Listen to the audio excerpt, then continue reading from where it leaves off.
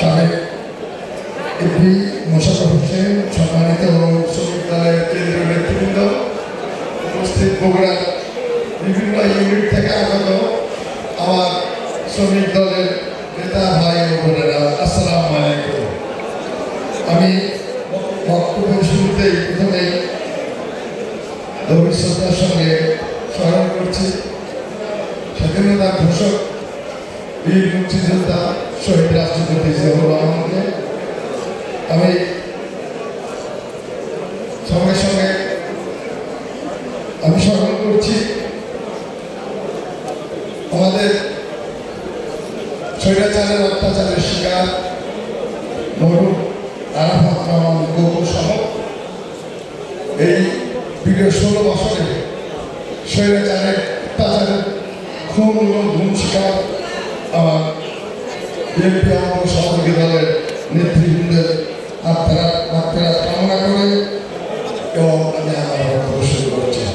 সম্মানিত নেতৃবৃন্দ, বাংলাদেশ জাতীয়তাবাদী শ্রমিক দল একটি আদর্শ শ্রমিক গোষ্ঠীর নাম।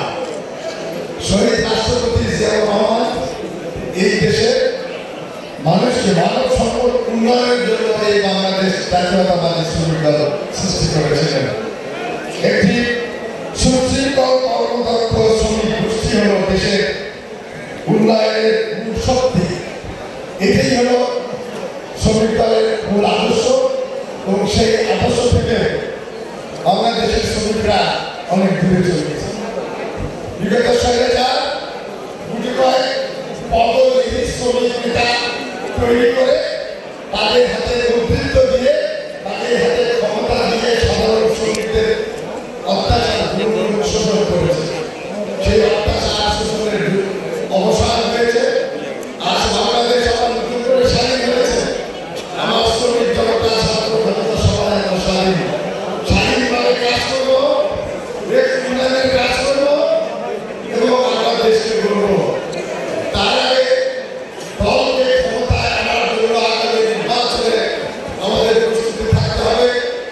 মাঠে বাজারে কলকারখানায় শ্রমিকদের মধ্যে আমাদের আদর্শের কথা বলতে হবে এবং নিজেরা আদর্শ থেকে বিচ্যুত না হয়ে কোনো নেতা কর্মী বা কোনো সাধারণ শ্রমিক বা ছাত্র জনতার কোনো রকম অপমান কামনা না করে বা কোনো অপকর্মে জড়িত না হয়ে আমরা সুশৃঙ্খল থেকে আগামী নির্বাচনে বাংলাদেশ জাতীয়তাবাদী দলকে আমরা ক্ষমতায় বসাবো।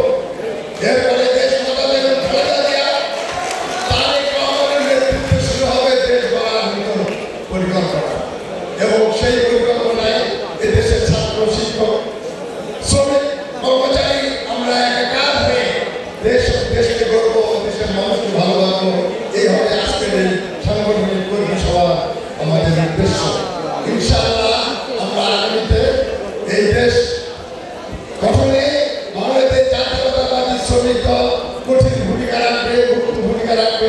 এই আশা এবং আহ্বান রেখে সবাইকে ধন্যবাদ জানিয়ে আমি আমার বক্তব্য শেষ করছি। খোদা হাফেজ। বাংলাদেশ জিন্দাবাদ।